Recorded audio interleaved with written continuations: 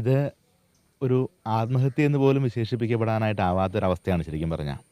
ശരിക്കും ഒരു യഥാർത്ഥ കൊലപാതകത്തിൻ്റേതായ എല്ലാ പ്രത്യേകതകളും നമുക്കിവിടെ കാണാനായിട്ട് പറ്റുന്നുണ്ട്. എന്ന് വെച്ചിട്ടുണ്ടെങ്കിൽ കൊച്ചിനെ പ്രണയിച്ച് വലയിൽ ഇരിക്കുന്നു. അതിൽ നിന്ന് നേടിയെടുക്കാവുന്ന എല്ലാം നേടിയെടുക്കുന്നു. അതിനുശേഷം ദുരുപയോഗത്തിൻ്റെ അത് എല്ലാ മേഖലയിലും ദുരുപയോഗം ചെയ്യപ്പെടുന്നു. അവസാനം ക്രൂരമായ മർദ്ദനങ്ങൾക്ക് വിധേയമാക്കുന്നു. മതപരിവർത്തനത്തിന് വേണ്ടിയിട്ടുള്ള എല്ലാ വേദികളും ഒരുക്കി വയ്ക്കുന്നു. നിർബന്ധിച്ച് ഇവരെ കൊണ്ടുപോകേണ്ട ഒരവസ്ഥയിലേക്ക് പൊന്നാനിക്ക് കൊണ്ടുപോകാൻ വേണ്ടി ശ്രമിക്കുന്നു. അതിനിടയിൽ വേറെ ആളുകളുടെ പിന്നാലെ ഇയാൾ പോകുന്നു. അവസാനം നീ മരിച്ചോളാൻ പറഞ്ഞുകൊണ്ട് അനുവാദവും കൊടുക്കുകയാണ്. അപ്പോൾ ശരിക്കും പറഞ്ഞു കഴിഞ്ഞാൽ ഒരു സ്നേഹത്തിൻ്റെ രക്തസാക്ഷിയായിട്ട് ഈ കൊച്ചിനെ കാണേണ്ട ഒരു അവസ്ഥയിലേക്ക് എത്തിക്കൊണ്ടിരിക്കുകയാണ്. നമ്മളിപ്പോൾ കണ്ടു വീട് അല്ലേ, എത്ര വേദനാജനകമായ ഒരു അവസ്ഥയാണ് ആ അമ്മയുടെയും ആങ്ങളുടെയും ഒക്കെ മുഖത്ത് നമുക്ക് വായിച്ചെടുക്കാൻ കഴിയുക. നഷ്ടപ്പെട്ടത് ശരിക്കും പറഞ്ഞാൽ ഈ കുടുംബത്തിന് മാത്രമാണ്.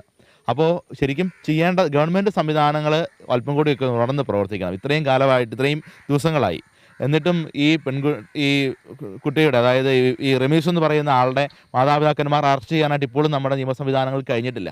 അതായത് നിയമ സംവിധാനങ്ങളൊക്കെ ഒരു പരിധി വരെയൊക്കെ കണ്ണടച്ച് കൊടുക്കുകയാണ്. രക്ഷപ്പെടണമെങ്കിൽ രക്ഷപ്പെട്ടു, ഞങ്ങളായിട്ട് ശല്യമൊന്നും ഉണ്ടാക്കുന്നില്ല എന്ന രീതിയിൽ ഇങ്ങനെയുള്ള കുറ്റവാളികൾക്ക് പ്രവർത്തിക്കാനുള്ള വേദികൾ തുറന്നു കൊടുക്കുകയാണ്. അടുത്ത കാലത്ത് നമ്മുടെ ഈ കോതമംഗലം, മൂവാറ്റുപുഴ, തൊടുപുഴ മേഖലകളിലൊക്കെ ഇത്തരം സംഭവങ്ങൾ കൂടുതലായിട്ട് ആവർത്തിക്കപ്പെടുകയും പലതരത്തിലുള്ള പ്രശ്നങ്ങൾ ഉണ്ടാവുകയും ചെയ്യുന്നുണ്ട്. അപ്പം ഈ പ്രദേശത്ത് ഇങ്ങനെയുള്ള തീവ്രവാദ സംവിധാനങ്ങളുടെ, ഇങ്ങനെ തീവ്രവാദ കേന്ദ്രങ്ങളുടെയൊക്കെ സാന്നിധ്യം കൂടുതൽ പ്രവർത്തിക്കുന്നുണ്ടോ എന്നുള്ളത് ഒരു കേന്ദ്ര ഏജൻസി കൃത്യമായിട്ട് അന്വേഷിച്ച് റിപ്പോർട്ട് കൊടുത്ത് അതിന് പരിഹാരം കണ്ടെത്തുക എന്നുള്ളത് വളരെ പ്രധാനപ്പെട്ട കാര്യമാണ്.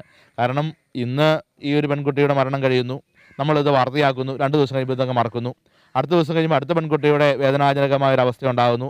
ഇങ്ങനെ ഭയാനകമായ ഒരുപാട് അവസ്ഥകൾ ഉണ്ടാകുമ്പോഴും നമുക്ക് പരിഹാരമാകുന്നില്ല.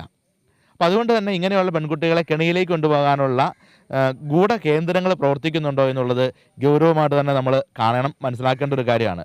ശരിക്കും പറഞ്ഞു കഴിഞ്ഞാൽ ഈ മതമാറ്റ പ്രണയക്കെണിയെക്കുറിച്ചൊക്കെ എത്രയോ പ്രാവശ്യം എത്രയോ തലങ്ങളിൽ സഭയായിട്ടും സമൂഹത്തിലുള്ള ആളുകളായിട്ടും എത്രയോ പ്രാവശ്യം പറഞ്ഞതാണ്. എന്നിട്ടും നമ്മുടെ പെൺകുട്ടികൾ പോയി ചാടുന്നുണ്ടെങ്കിൽ അത്തരം ചില ഇവരെ സ്വാധീനിക്കാൻ കഴിയുന്ന ചില കേന്ദ്രങ്ങൾ പ്രവർത്തിക്കുന്നുണ്ട്, അല്ലെങ്കിൽ ഇവർക്ക് അട്രാക്റ്റീവായ രീതിയിൽ ഇവരെ സ്വാധീനിക്കാൻ കഴിയുന്ന എന്തൊക്കെയോ ഉണ്ട് എന്നുള്ളതാണ്. അപ്പോൾ അതെന്താണെന്നുള്ളത് ഒരുപക്ഷെ ലഹരി മാഫിയയുടെ സ്വാധീനമാകാം, അതല്ലെങ്കിൽ മറ്റേതെങ്കിലും തരത്തിലുള്ള തീവ്രവാദ പ്രസ്ഥാനങ്ങളുടെ സ്വാധീനമാകാം, അതുപോലെ തന്നെ ഇങ്ങനെയുള്ള ആളുകളെ പ്രൊമോട്ട് ചെയ്യുന്ന സാമ്പത്തിക സ്രോതസ്സുകളാകാം. ഇത് എന്താണ് എന്നുള്ളതൊരു കേന്ദ്ര ഏജൻസി കൃത്യമായിട്ട് അന്വേഷിക്കുകയും അത് കണ്ടെത്തുകയും ഇതിന് പരിഹാരം ഉണ്ടാകുകയും ചെയ്യണം. ഈ രീതിയിലുള്ള അവസാനത്തെ മരണമായിട്ട് നമ്മുടെ ഈ കോതമംഗലത്തെ പെൺകുട്ടിയുടെ മരണം മാറണം. ഇനിയൊരു പെൺകുട്ടി ഈ ഒരു അവസ്ഥയിൽ ഉണ്ടാകാനായിട്ട് പാടില്ല.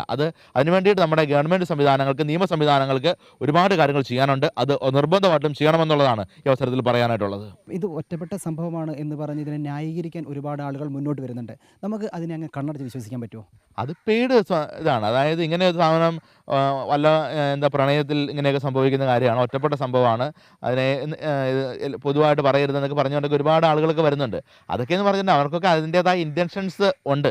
അതായത് ഈ പറയുന്ന നിർബന്ധിത മതപരിവർത്തനത്തിന് അനുകൂലമായ നിലപാടെടുക്കുന്ന ആളുകൾ തന്നെയാണ് പലപ്പോഴും അങ്ങനെയുള്ള ആവശ്യങ്ങളുമായിട്ട് വരികയും അവരുടെ സോഷ്യൽ മീഡിയ ക്യാമ്പയിനുകളൊക്കെ ഉണ്ടാവുകയും ചെയ്യുക. അതിനെ ആ രീതിയിൽ മാത്രം മനസ്സിലാക്കിയാൽ മതി. അല്ലാതെ ഒരിക്കലും അവർക്ക് സമൂഹത്തോടുള്ള കടപ്പാടൊന്നും അല്ല അത് പ്രവർത്തിച്ചുകൊണ്ടിരിക്കുക.